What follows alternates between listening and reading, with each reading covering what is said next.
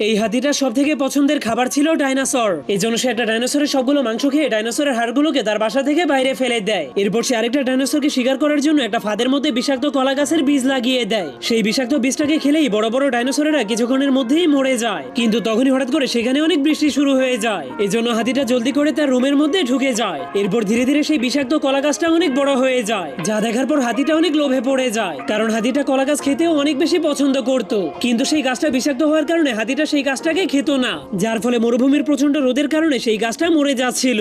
এই জন্য হাতিটার মনটা অনেক খারাপ হয়ে গেলে হঠাৎ করে তার সামনে একটা ফড়িং চলে আসে। এরপর সেই ফড়িংটা তাকে ইশারা করে বলতে শুরু করে, আমার সঙ্গে চলো, আমি তোমাকে পানির কাছে নিয়ে যাব। তখন হাতিটা ফড়িং এর পিছনে পিছনে যাওয়ার পর অনেকগুলো পানি খুঁজে পায়, যা দেখার পর সে অনেক খুশি হয়ে নিজের ভেতরে অনেকগুলো পানি ভরে নিয়ে সেই কলা গাছের গোড়াতে দিয়ে দেয়। কিন্তু তখনই একটা খরগোশ এসে সেই কলা গাছটাকে খেতে শুরু করে দেয়। কিন্তু সেই বিষাক্ত কলা গাছটাকে খাওয়ার পরেও সে মরছিল না, কারণ কলা গাছটা শুধুমাত্র হাতি এবং ডাইনোসরদের জন্যই বিষাক্ত